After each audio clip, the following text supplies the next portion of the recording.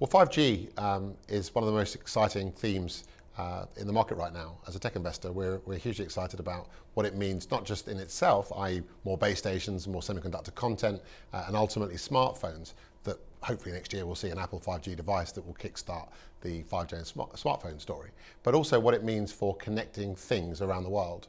5G offers a completely different level of latency, of cost, in terms of carrying traffic, and hopefully 5G will be an enabling layer for finally the Internet of Things.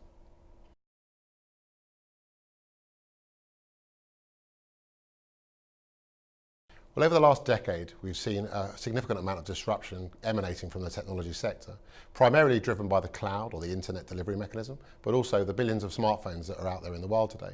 We've seen disruption in the high street. We see it across a myriad of different industries now, where consumers are able to access information to disintermediate middle people and to get transparency on things like pricing.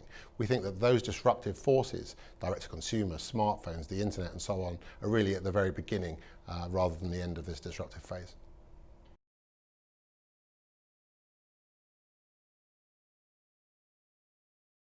Well, as a tech investor, we're hugely excited by a number of key themes.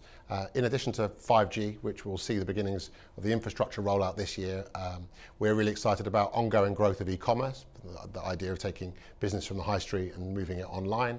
Roughly 15–16% of the world's commerce is done today online. There's still plenty of growth there ahead of us. We're also excited about artificial intelligence.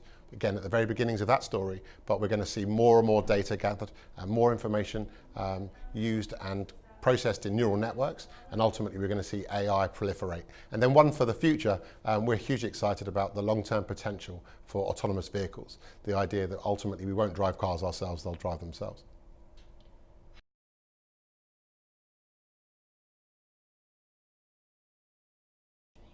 Well, I think one of the things that we're beginning to see is obviously a regulatory pushback against some of the growth of these, what I would describe as natural monopolies, these enormous networks. You know, the fact that Facebook today has more people visiting it every month than the British Empire did, at least as a percentage of the world's population at its peak. And I think that we are beginning to see some regulatory pushback. I personally believe that the worst case outcomes, the idea of breaking up these businesses and doing stuff like we saw with the robber barons in the 19th century, I think remain tail outcomes. In fact, I think what's most likely to happen, and again, we'll see what happens with the presidential election and how that goes first, but I think what we're more likely to see, rather than the breakup of these platforms, is just closer regulation, and I think that will be manifested in costs rather than anything worse than that.